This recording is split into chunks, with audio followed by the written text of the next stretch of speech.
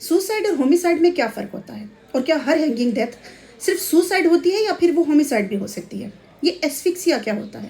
اور کیا صرف پوسٹ مارٹم رپورٹ اس بات کی کلیئر انڈیکیشن ہے کہ ہونے والی ہینگنگ ڈیتھ، لٹکنے کی صورت میں ہونے والی موت جو ہے وہ سوسائڈ ہے یا ہومیسائڈ ہے؟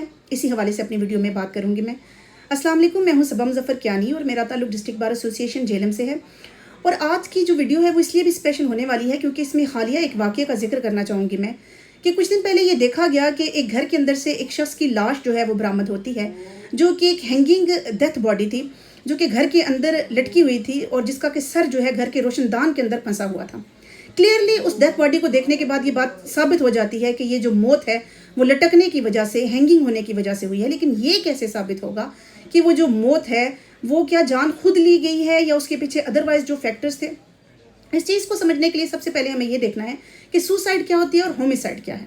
سوسائڈ دراصل جب کوئی شخص خود اپنی جان لیتا ہے اس کو ہم سوسائڈ کہتے ہیں، اور جب کسی شخص کی جان لٹکنے کی ہی وجہ سے کوئی دوسرا شخص لیتا ہے، اس کا مرڈر کرتا ہے، تو اس کو ہم ہومیسائڈ بولتے ہیں۔ اب یہ ایسفکسیا کیا ہوتا ہے؟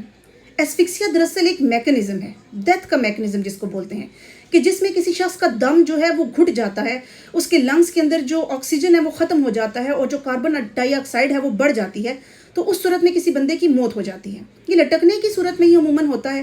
جب کوئی شخص لٹکتا ہے تو اس کی جو ڈیتھ باڈی ہے، اس کا جو سانس ہے وہ بند ہو جاتا ہے اور دم گھٹنے کی وجہ سے اس کی ڈیتھ ہو جاتی ہے، اور ڈاکٹرز کلیئرلی اپنی رپورٹ میں یہ بات لکھتے بھی ہیں کہ اس شخص کی جو موت ہے ایسفکسیا کی بدولت ہوئی ہے، یعنی کہ ایک موت کا میکنزم ہے۔